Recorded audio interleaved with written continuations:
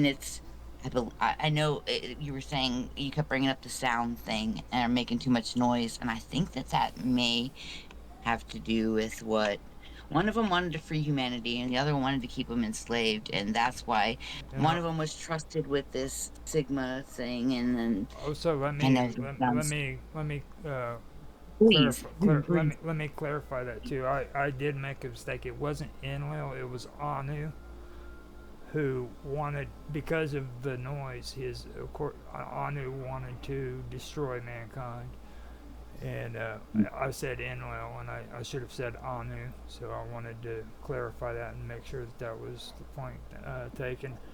And from what I've taken from everything that has been said, I believe that Anu had this ability to where he heard every single sound.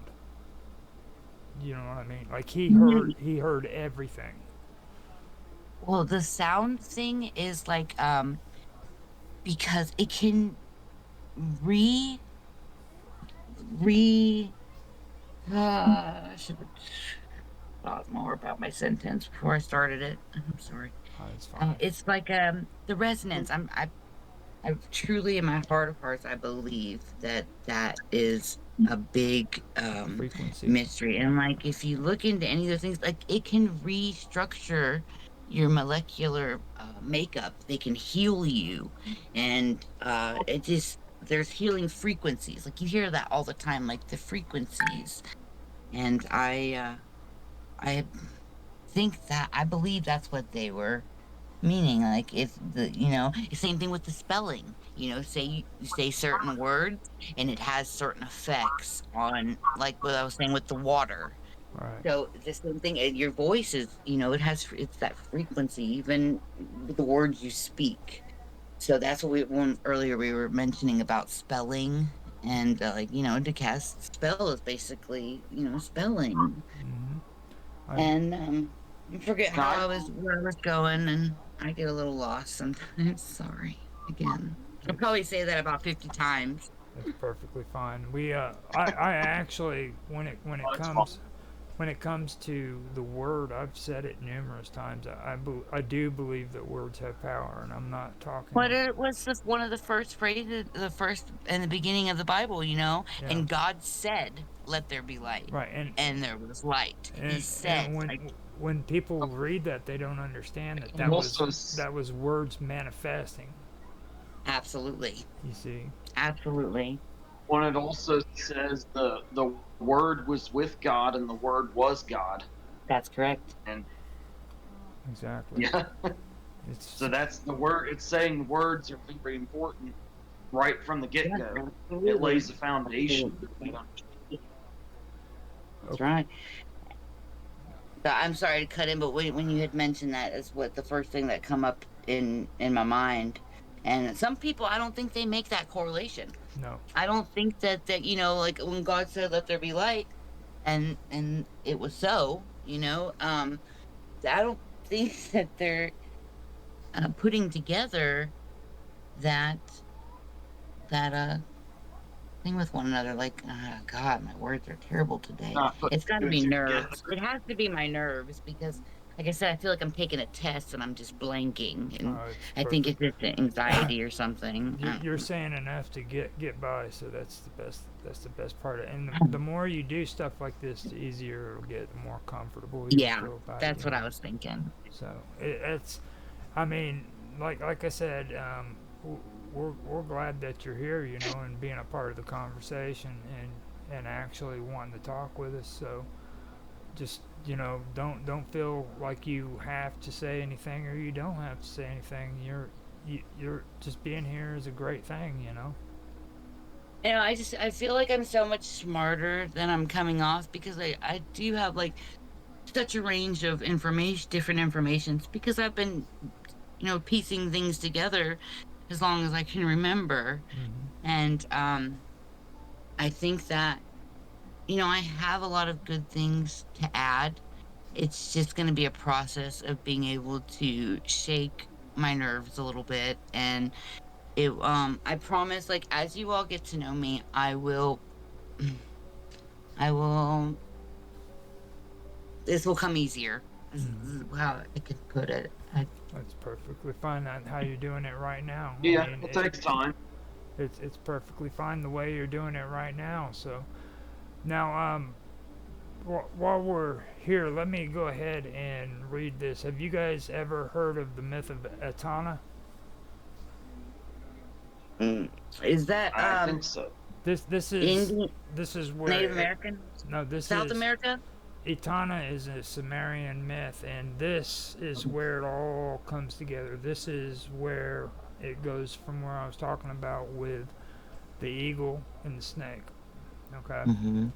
and it all starts with the myth of Etana, and it's a Babylonian legend that says that Etana was desperate to have a child, and Etana was a king of Samaria. Okay, uh, and he was desperate to have a child uh, uh, until one day he helped save an eagle from starving. Okay, who then took him up into the sky to find Mm-hmm. the the the plant of birth is what it was called.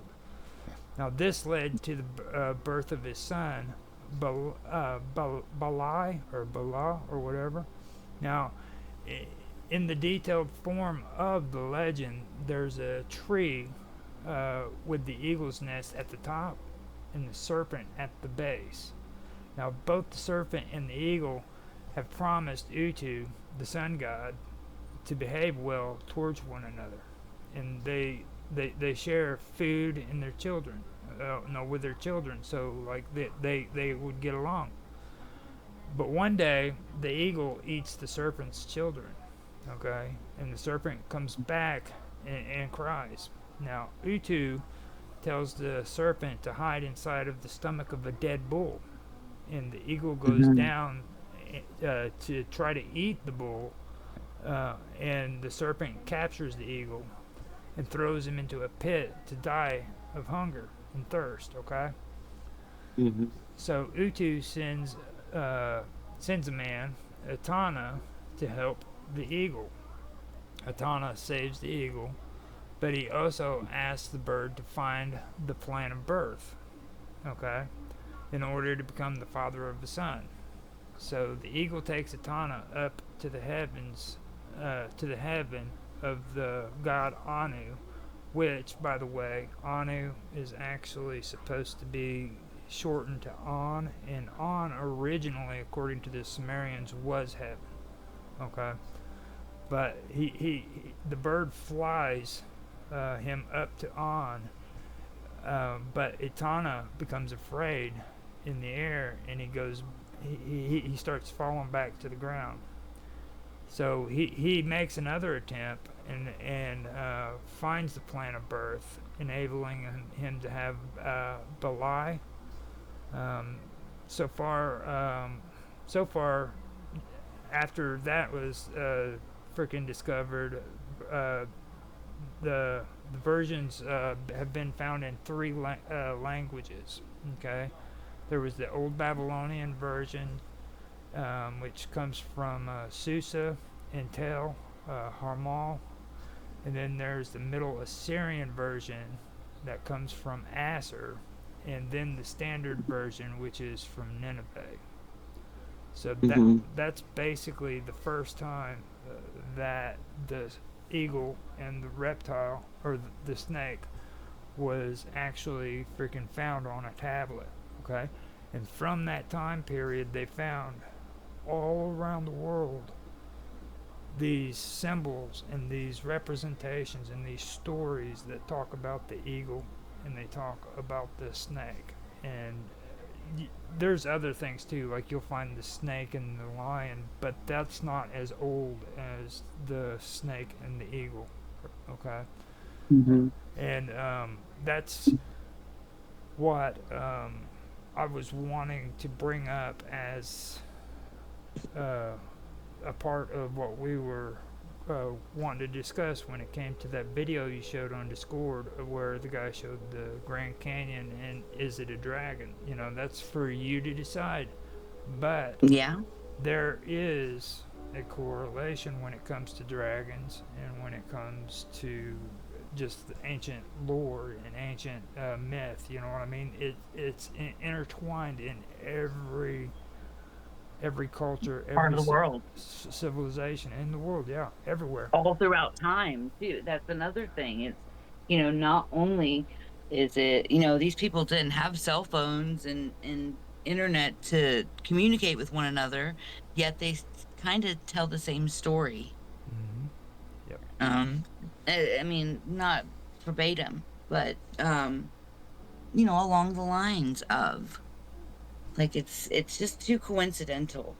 You know what I mean? Like there's too much coincidence in that just doesn't, like, it was widely accepted, about back in the day with the dragons.